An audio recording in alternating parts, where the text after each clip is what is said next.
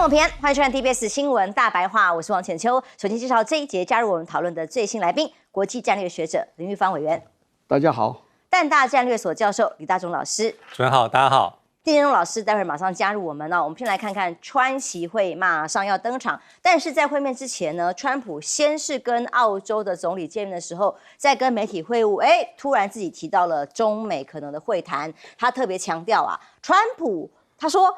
预计习近平面对面的时候，应该会讨论台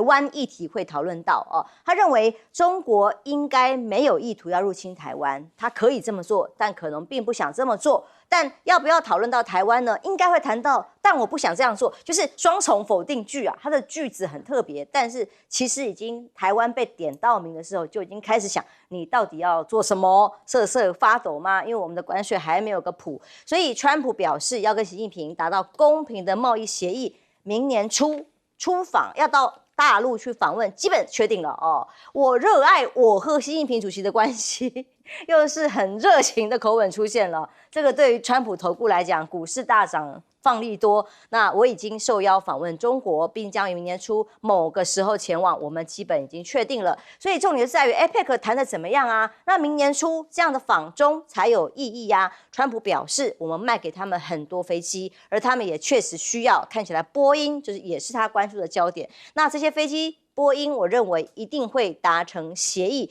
川普每一次讲，一切会没事的，我们会变好的哦。这个都代表着一种 tackle， 还有接下来跟中方要释出善意的可能。但跟澳洲这场见面可不是单纯只是为了合作而已，也是为了要跟中国的这个所谓稀土对抗找到出口。这场会议里头呢，我们看到画面上是澳洲的总理哦，到了华府。双方签署了一份，艾班尼斯签署了一份协议，要加强获取关键的矿产跟稀土，减少美国对于中国供应链的依赖。那么川普还特别讲哦，大约1年之后，我们将有很多的矿产和稀土，那多到你们都不知道要怎么处理啦，哦，很厉害啦哦，所以不怕大陆要用稀土来卡脖子这件事情。好，那这么厉害的话，接下来要降低稀土的依赖，艾班尼斯也在推动。澳英美3国之间的 AUKUS 的潜艇协议啊，重点是在他希望有自己要的东西来加以兑换嘛，核潜舰的部分要取得嘛，所以见面了之后呢，这个却有一个场合很尴尬，这个画面他突然呛起了驻美大使陆克文，因为他先前本来是总理啊，这个尴尬的场景，全场的人都不知道该怎么办，看看这个画面。Concern in Australia that it's taken 9 months to get this meeting. Have you had any concerns with this administration with its stance on Palestine, climate change, or even things the ambassador said about you in the past, the Australian ambassador? I don't know anything about him. I mean, if he said bad, then maybe he'll like to apologize. I really don't know. Did an ambassador say something bad about him? Don't tell me. I don't. Where is he? Is he still working for you? Yeah. You said bad? Before I took this position, Mr. President. I don't like you either. I don't, and I probably never will. Go ahead. 他应该是笑啦，可是笑得很尴尬，他就当着对方是驻美大使前总理的面说：“我不喜欢你，我现在不喜欢你，以前不喜欢你，我以后也不会喜欢你。”大家笑得很尴尬，那不然不能笑，要怎么办呢？怎么接话呢？根据《金融时报》的报道，现在川普发动的贸易战最开始的盘算，当然是美国对中共的这个采购量。稀土的部分远远大于出口，但是理所当然本来有谈判筹码的，但没有想到情况不是如此，现在找不到真正可以替代的来源，反而被掐住了喉咙吗？所以这个形容词叫做川普带刀上阵，中国却带了火箭筒。因为呢，尽管川普跟澳洲达成了协议呢，但是还要很多年，再根据美国媒体的估算，才有办法真的摆脱中国稀土跟稀土磁铁美国对它的依赖。所以刀子对火箭筒，当然知道谁才有主动权，才有发动的权利。而川普为什么突然软化，大家tackle了，其实也不稀奇哦。那到底为什么？比稀土更强的秘密武器什么？在很多分析里面说，这个廖恒化行坐上谈判桌，除了稀土，还有将近700种药品的关键原料化学品也仰赖大陆。其实台湾今天看到一个消息哦，有47种的药品国外的药厂都已经放弃进台湾了。因为台湾的各种制度，还有接下来关税面临的挑战，一切才刚刚开始。委员，这稀土当然是中国大陆目前来讲，它是当然不是唯一，但是最重要的，而且最有效，能够对付美国的这样一个谈判的工具了啊。那因为现在这个全世界大概有90%的那个稀土，你要经过精炼嘛。那精炼呢，很多国家其实它也有稀土，可是它都要送到中国大陆去炼制。啊，最重要的原因就是因为第一个它会污染环境啊，所以很多的国家不愿意自己去提炼这个稀土。那中国大陆呢，它地方比较大，所以它就真的就去提炼。你看它提炼出来那个周遭环境看起来是蛮吓人，污染性看起来是蛮大的。第二个就是说，中国大陆这么多年来，它不断的在提炼这个稀土啊，所以它有很多的技术，它研发出很多的技术，这个大概其他国家也没有的这样。所以这个美国的头痛的问题就是说，你要在很短的时间要找到足够的这些稀有的这些金属，然后呢要取代中国大陆，不再从中国大陆进口，其实是真的不太容易。他这次跟澳洲签的这个协议是85亿美金呐，那可能就加强在在那个澳洲去提炼这些稀土的里面的这个稀有的这些金属这些，可是真的我讲真的是需要时间因为第一个你可能要加大你的工厂的设备，然后呢你可能要找到这个足够的这个技术这些专家，还最重要你要那个方法。这个大家中国大陆专利在中国大陆的手上这样子，所以美国会有一阵的阵痛期啦。但是最终美国我相信他有办法解决掉这个问题。你看他最近跟巴基斯坦关系有什么改善？很重要的原因就是中国大陆也协助巴基斯坦去提炼这些稀土。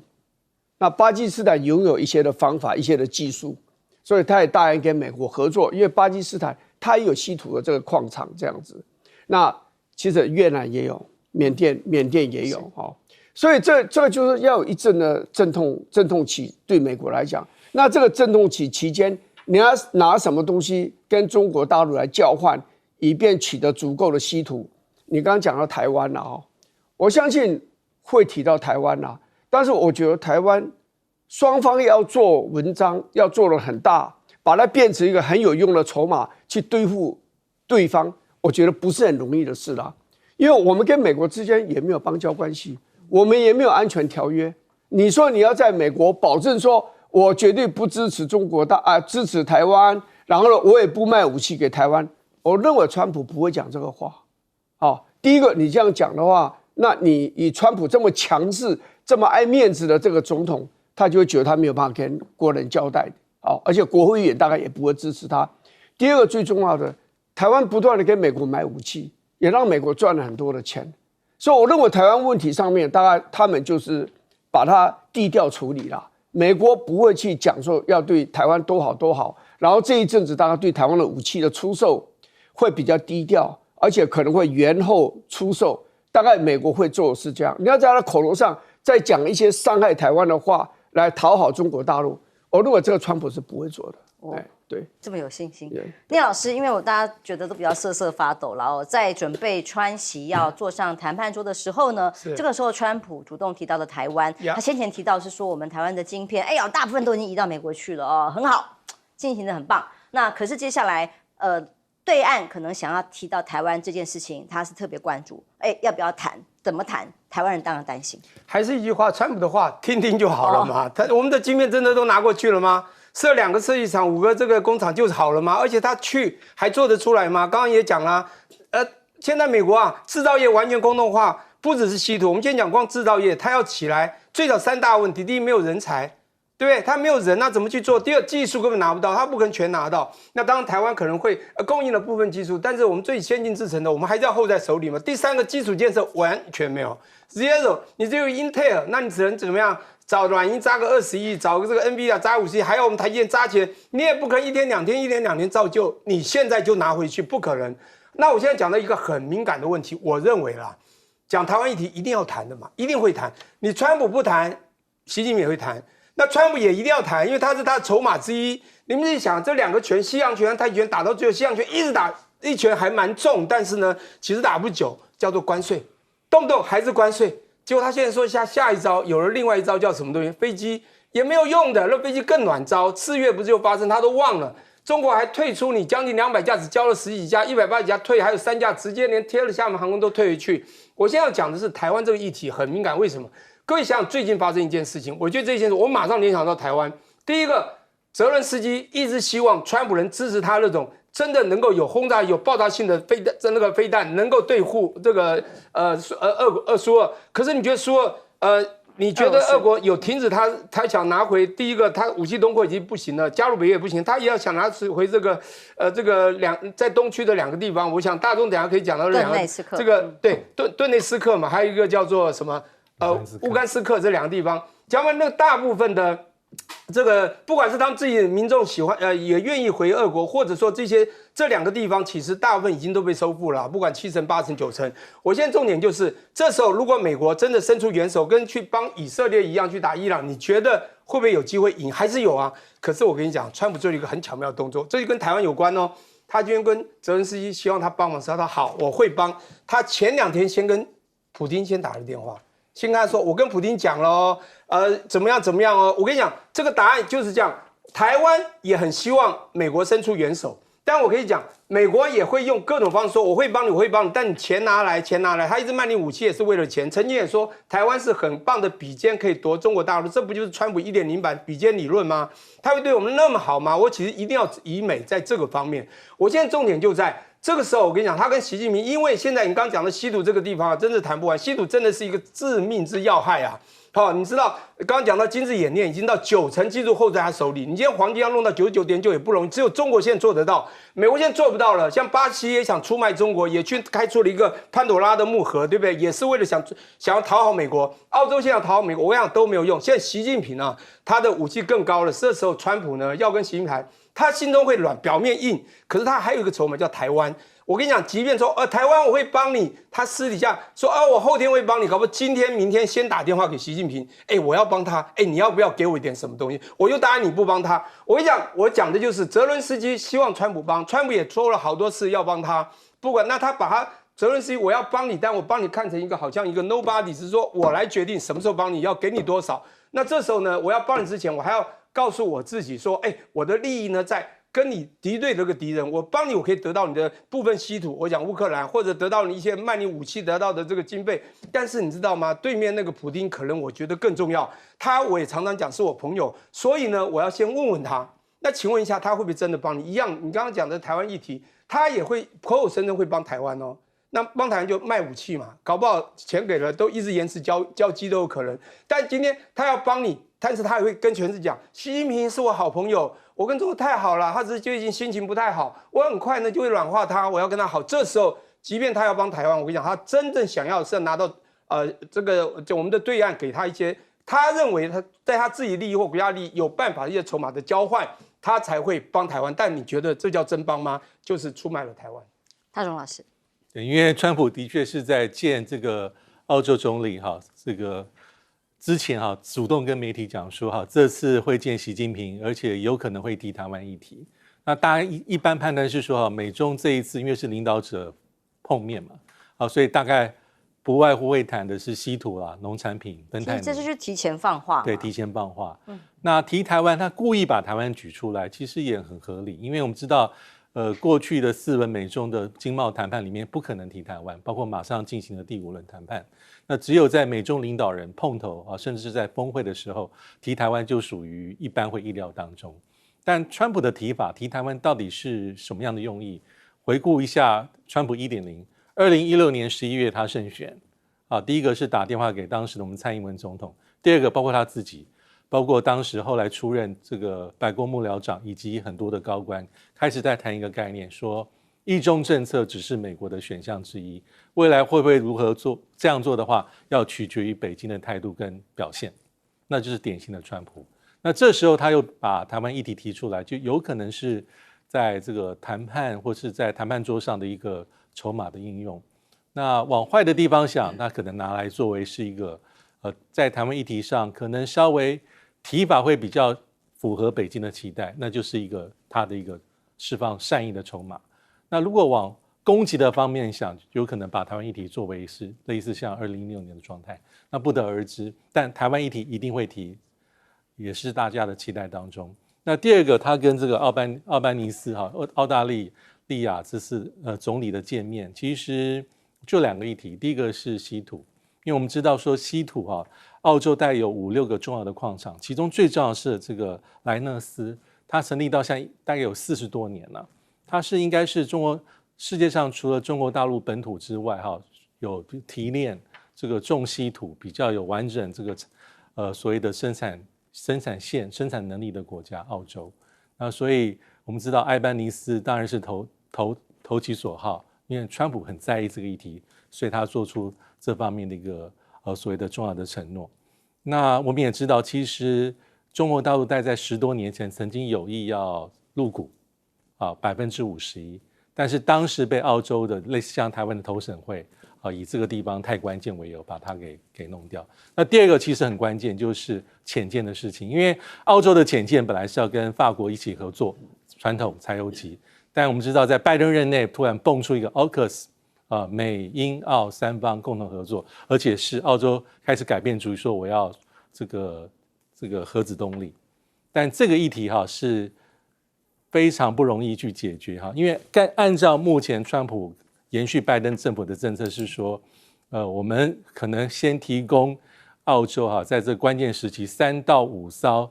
美国现在现役的这个洛杉矶级潜舰，洛杉矶潜舰到现在也不过服务役20年，总共可能要建造66艘不同的批号、不同的形式。那之后呢，从2040年之后要帮助澳洲英国、美国、澳洲一起打造 AUKUS 级，可能数目是5艘。那这个其实美国政府、川普政府只是确定，但是还是很多人说因为目前的这个维吉尼亚级的潜舰基本上是美国现役，而且美国的数量也非常有限，那要提供给澳洲3到5艘在这个过渡期间，那到底是不是一个符合美国的重大利益的做法？外界还是有不同声音。为什么要这样讲？因为维吉尼亚级目前应该是全世界美国并没有把这个技术跟这个船提供给其他。澳洲算是美国重要的盟友，但是这个还是有一些外界不同的声音存在的。好，接下来看看在川普政府持续还在关门的情况之下，6日的时候有700万民众上街抗议，川普的反应是做了个 AI 影片去羞辱说泼粪到群众的身上，但现在群众也反制，用 AI 影片来回泼。看看画面上，哇，这个是换民众上战机，然后泼向了正在打高尔夫的川普，这样互相泼来泼去那是美国的民主走到了今天，只能用这样的方式吗？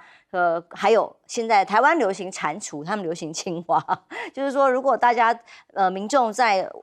这个要年轻人工作没有办法找到好工作穿青蛙装到街上去卖东西的这个形象，居然这个卖青蛙装这个产品呢还被卖到缺货画面上可以看一下还有这个影片哭手说青蛙仔被授予诺贝尔和平奖的画面，那也成为反川的标志形象，在 Amazon 上直接卖到断货的青蛙。白宫现在在社群一直是川普为王到处那个社群 follower 百万亿万上亿甚至在抖音那边有上亿的这个常很多流量，所以他觉得很重要可是呢，他们进军到这个社群平台叫做 Blue Sky，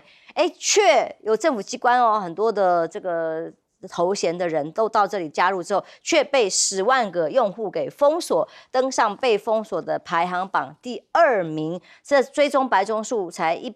白公数才1.1万个，那这也是难得让他在社群上吃瘪了而大豆的议题7年来首次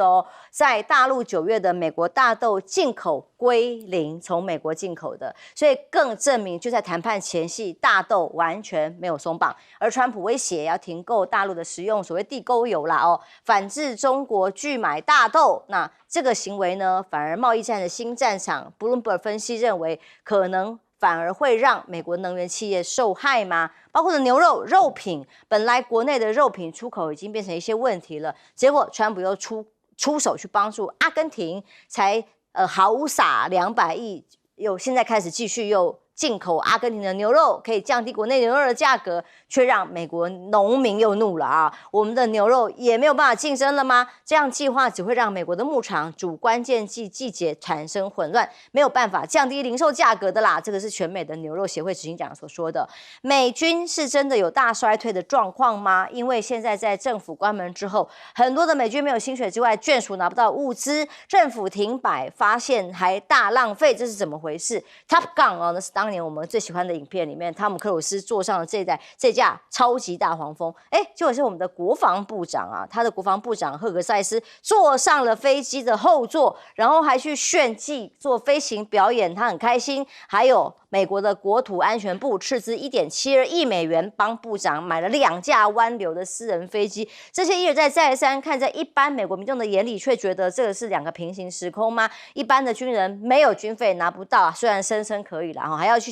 拿人家捐的物资，而部长呢，或者是国土安全部呢，高官们却坐着飞机当自家的游戏机在玩。美国空军是不是陷入了螺旋式的衰退？各种外媒的分析，包括美国的马里兰州空军国民兵104的战斗机中队正式裁撤了，成为全美第一个唯一没有飞行单位的州，象征美国的空军产能危机达到了临界点。2025年，在空军准备要除役的250架飞机里面只买了91架新的。所以除以340架，2026年再替换的话，这使得这个现役机队的规模只剩冷战末期的1半而已。所以在很多的分析里面都认为，现在美军已经在空军部分没有办法支撑长期的战役作战，这也是空军是不是战力大减的一大疑虑。而美国呢，当然如果他不发布，大家还不见得知道继续发布，他除了攻击委内瑞拉，也攻击了哥伦比亚的船只。这个船只一公布，哇，又是恐怖分子，他不会容忍，其中有2个人被幸存了，还遣返回原国籍等等的。但大家看到的是，美国用飞弹炸毒船，军费每天狂烧700万。经济学人的分析，他看到川普动用美军打反毒战争，却是认为炸错战场，炸断情报，还可能炸跑盟友，因为炸死了很多不过是运毒小兵而已，断了情报。每天花700万美元的大炮打小鸟的情况，到底收效有限，还是像川普讲的，我这一炸就拯救了2.5万个美国人呢？委员，那个潜舰是澳洲潜舰的时候，我稍微讲一下，他最终他们会拿得到他的潜舰的。澳洲这个没有问题，美国跟英国这个都有协议的。那川普主要的是我在讲还是钱的问题了。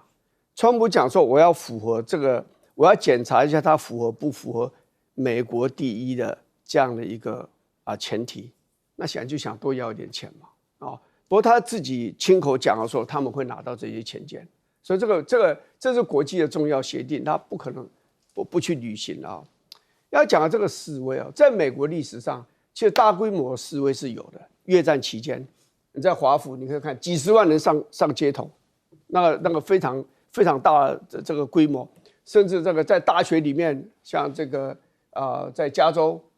这个大学里面，他跑到校园里面去，可是一天动员700万人同时上街头，对一个总统批判一个总统，就是说这个你就像个国王这样子，这在历史上是没有过的。所以川普那个态度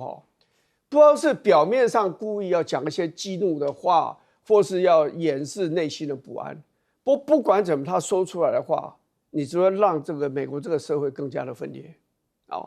譬如说他讲了一件事，就是说我不是国王我工作我累得半死这个倒也罢了，他最主要去讲说，你看他们拿这些的标语什么都是新的他说这个应该谁在资助他的索罗斯，因为索罗斯是很有名的所谓的左派嘛反美对，而且主要是支持这个民主党的比较多自由派的这样的一个金融家了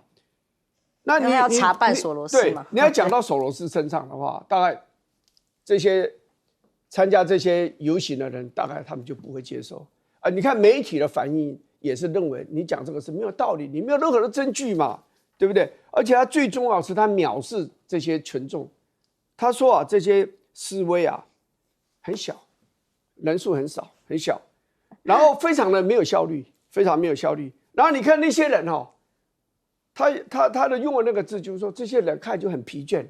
啊，好像是喝过酒啊。虽然他没有这样讲，不过他那个疲倦的讲法就是说，好像喝了酒，甚至吸了药啊，然后最后那个样子，看起来就是疲倦不堪的样子。这样，他非常的藐视这次的，其实意义非常重大的这样一个运动。你这样一个结果，反对他的人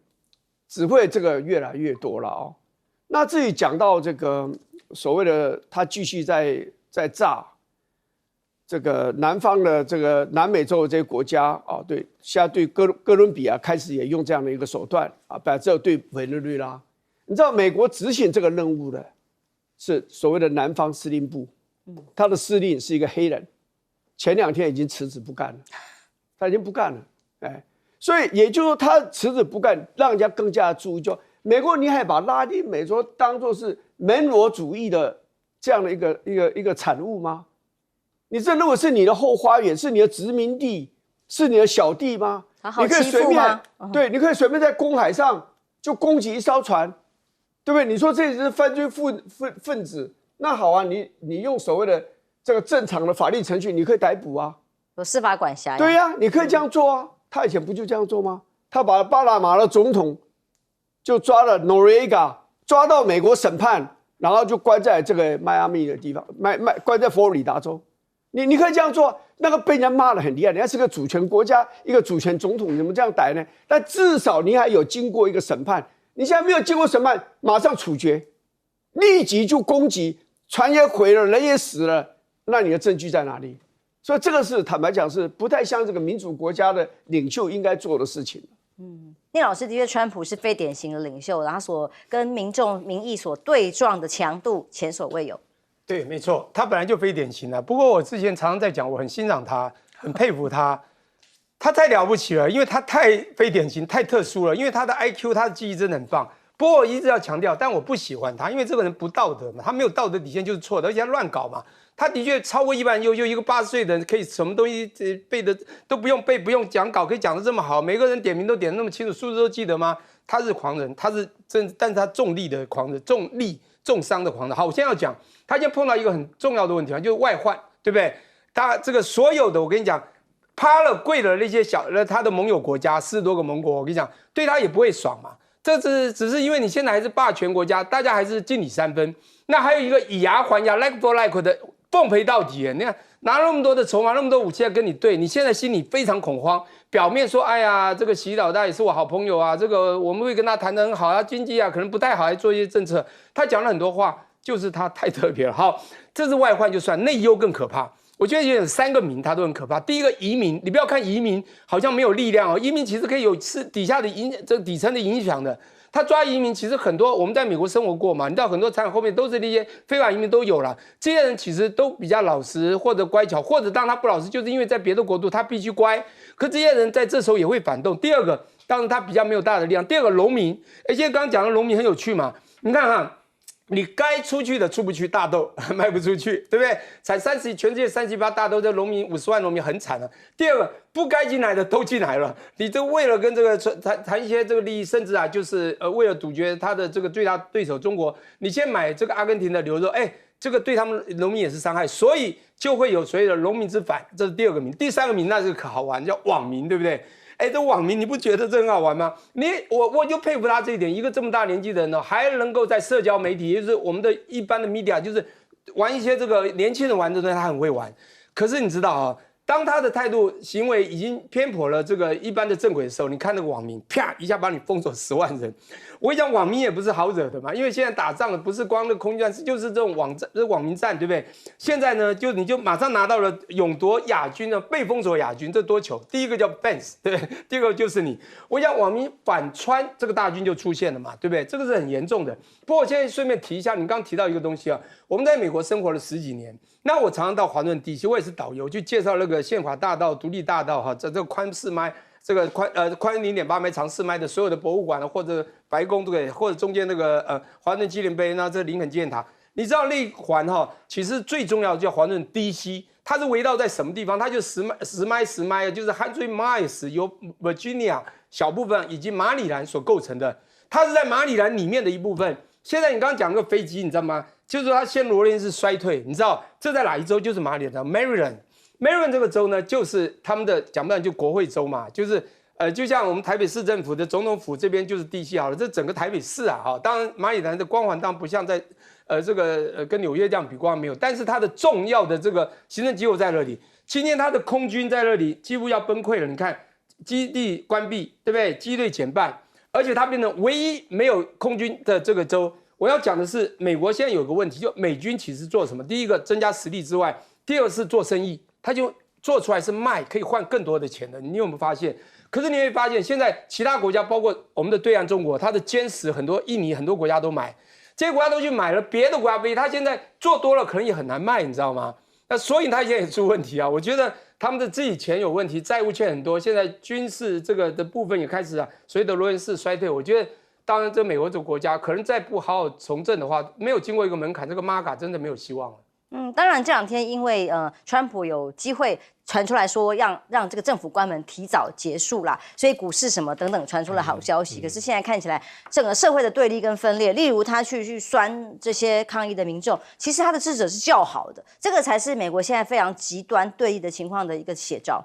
对，我觉得美国政府两极计划美国社会两极计划已经有大概10多年，应该是从奥巴马任内到现在，而且完全没有缓解的征兆。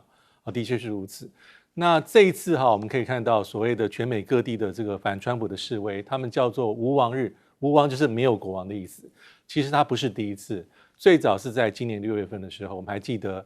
当时不是因为美国这个陆军建军250周年，那刚好也是川普的生日附近，所以办了一场这个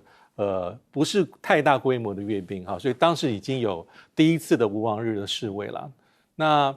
主要是就是说他们的示威的诉求是说，我们不需要国王，我们不要搞什么个人崇拜，我们不能做什么权力过度的集中。所以这些示威者跟这一次其实差不多，基本上我觉得主体还是民主党，但是里面的组成很各式各样，有的是比如说政府关门的受害者，包括可能是过去是联邦雇员或是公务员被裁掉了，那有的是比较那种多元主义的，比如说在性别方面等等等等。但这一些其实我认为川普想摆出来姿态是他也不是很 care， 不是很在意，而且老实说这一批人本来就不会支持他如意算盘一向是如此。但根据现在10月份做的美国几份重要的民调来看的话，大概支持川普的人跟反对川普的人比例来说川普是输了3%到8%。那有趣的地方是谁比较不满意川普的施政，大概是比较社会的这个一般比较弱势经济弱势的这些美国民众比较受到伤害，不管是关税或是未来的健保的受伤。但是这份民调有特别说，川普在哪些地方里面比较容易让大家加分，其实居然答案是外交。外交上面就是说，不管川普所讲他任内调停了8次重大的国际冲突，大家买不买单，或是说到底算不算是真的，但是因为他在外交上的动作比较多比较大，而且有各式各样不同的战场，再加上他想彰显出来的一个形象是美国是强势的，各国领导者在旁边排站，听我的号令，听我发号施令，也许对一般部分的美国选民而言是有效的。所以有趣的地方好玩的地方在这边呢。最后就是可以看到我们刚刚讲他在加勒比海地区对于这个委内瑞拉对哥伦比亚不是就用类似的手法吗？那到底会不会真正入侵发动所谓的地面部队地面攻击？应该这样来讲，如果要动手的话早就动手，但他没有动手，他在做很多的我觉得是心理战。比如说他公开讲，我已经授权 CIA 在委内瑞拉进行秘密行动，美国悬赏5000万美元能够提供抓捕委内瑞拉总统马杜罗的情资5000万美金，那再加上各式各样的军事的行动，还有前几天 B-52轰炸机沿着委内瑞拉的外海飞了4个多小时，我觉得主要是心理的一种威慑的行动，心理战比较多，而未必会真的打。接下来看看南海的局势，最近有几个冲突事件引起了国际上的关注。在南海这里呢，一架中国的战机在南海空域这里向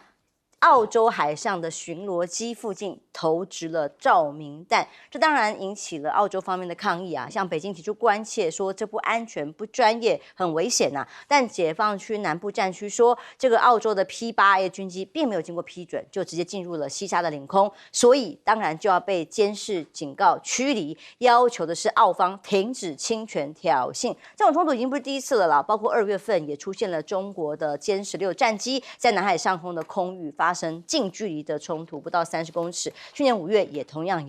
有海鹰直升机对上了中国的歼10。那除此之外，在菲律宾更是一个冲突的重要的重点之重啊！空中2路夹击，发现是菲律宾有2台侦察机要到哪里？现在领土争议蛮多的黄岩岛的空域，立刻大陆方面也不客气，就有领土争议这个南海这里啊，解放军苏35就从高空直接跟直9直接去把它夹击拦截，侦察机直接把它驱离。所以像这样的军事上面看起来蛮强势的作为，已经一再的上演的时候，看到了中国的大驻军在大可可岛这个位置哦，突然增加跑道跟机库，引起了外媒的报道啊。那这个担心是说，担心中国大陆在边境的大可可岛驻军，印度就要求缅甸要开放印度海军登岛去搜查，因为这属于缅甸的领土，但因此两方就有外交纠纷。那避免说，中国专家分析是需要更多的沟通，避免误判产生的冲突。但是印度刚刚昨天我们还讲说，他在一些军事排行榜，哎呀，居然超越了中国大陆更厉害吗？厉害的来了，在航空母舰的甲板上做瑜伽也是一个训练。印度大唱大胜巴基斯坦的歌曲，那个是发生在5.6的跟巴基斯坦的空军对战啊。印度是胜利的，然后大家听得津津有味。莫迪也在现场，特别大家赞许在航空母舰维克兰特号上面度过了一夜，一起唱歌，一起做瑜伽，看起来很疗愈。果然就像他这个印度的莫迪讲的，这是令人惊叹的一天。那么还有解放军的部分，我们前一段在讲说，为什么艺人要闪兵干嘛？是不是缺乏光荣感？而在大陆的部分，最近一连串解放军从这个小账号一直到对扩散的官媒的各种报道的影片里面，似乎正在强化这种光荣感。新华社发布了刚刚我们看到画面的这个叫做军事变形金刚影片，写着这是计划的一部分。什么意思？就是未来它的所谓 AI 机器人有更多的信息准备会扩散，这个代表未来的计划当中会实现吗？还有央视军事在中国国庆公布的这个机甲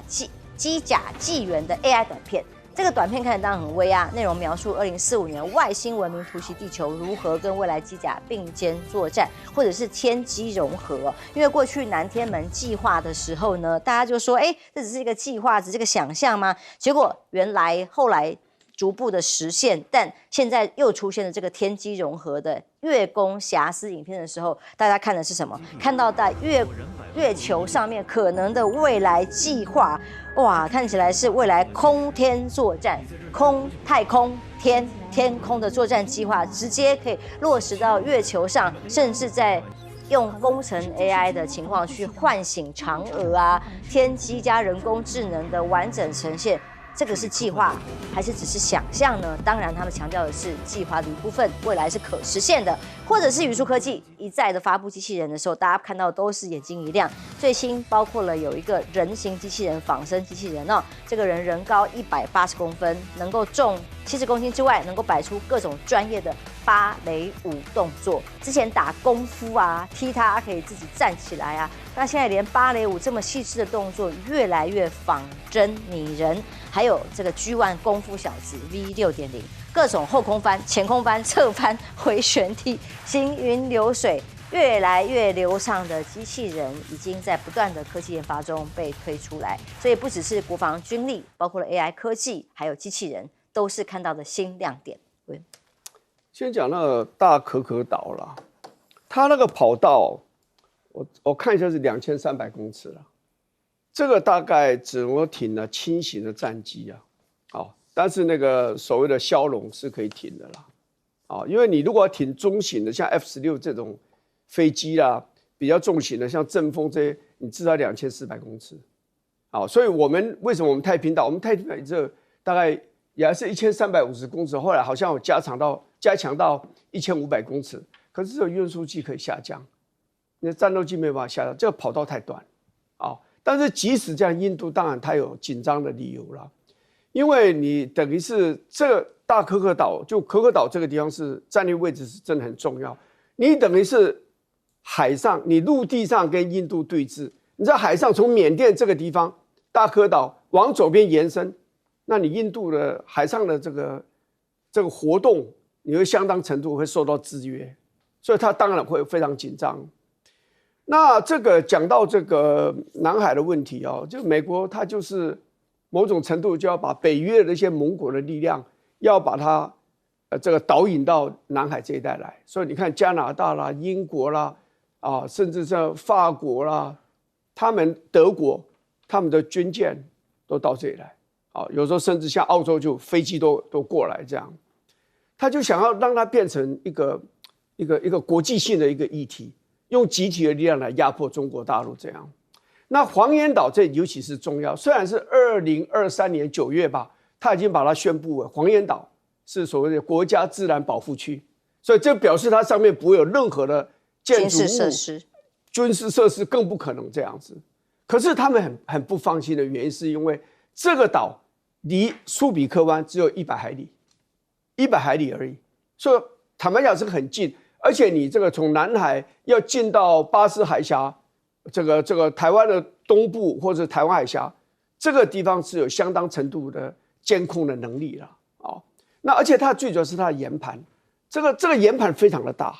所以它要造岛的话，最大可以造到150平方公里耶。你知道我们太平岛才多少吗？原来才0.48平方公里。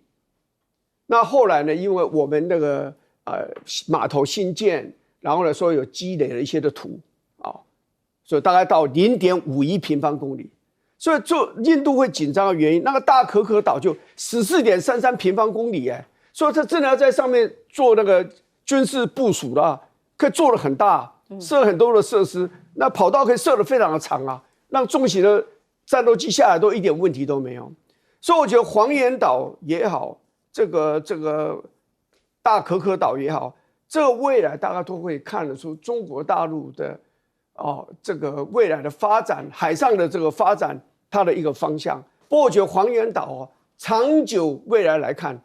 中国大陆大概不会放弃在那个地方建立它的军事设施，因为这是个太好的一个据点，而且你在那地方要吹沙造岛要填土造岛，那个潜力是无穷的。好，我们休息一下，马上回来。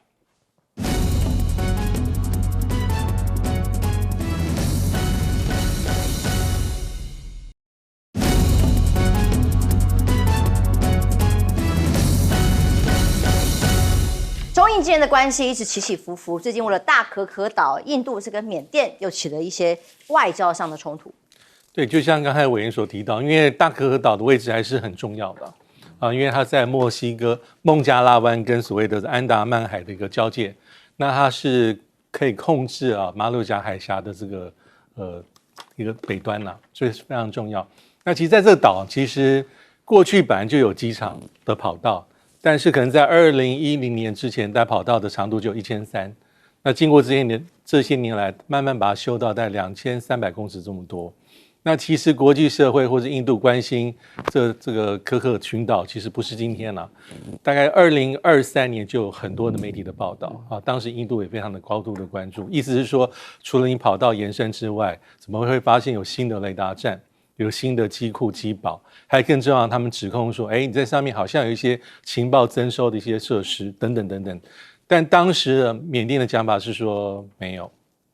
那而且因为指控是说后面是中国大陆，因为在这个地方，因为它距离这个印度所控制的安德曼这个群岛其实只有50-60公里，所以假设在岛上有所谓的这个针尖的设施的话，有人说不止安达曼群岛上面的这个印度的军事基地可能会被全都入之外，还有在附近区域的一些包括印度的一个新造的这个港口给潜舰使用的，还有它的飞弹的试射场，可能很多的资讯都会因为这个岛而让中国大陆有所取得，所以有这样的一个来龙去脉。那现在这几天又有一些新的消息了。那仔细去看的话，应该是说在今年9月份的时候，其实印度跟这个缅甸的这个国防这个高层会议的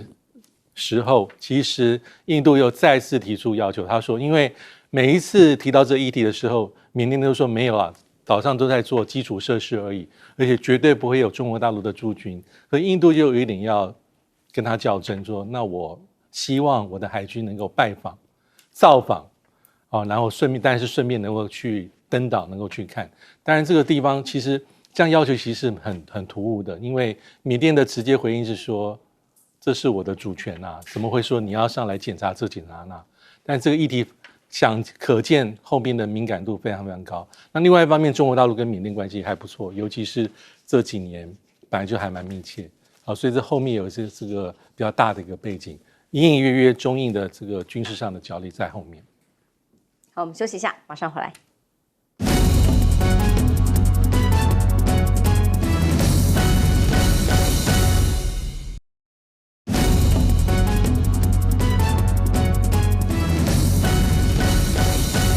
刚从新华社的抖音出现了这样子的科技影片的动画 AI 想象，它是想象还是它的文案写的是计划的一部分？这些不管是月球啊、空中作战啊、空天作战，都是未来执行计划的一部分嘛？聂老师 ，OK， 这些影片会让我想到10年前，为什么你知道吗？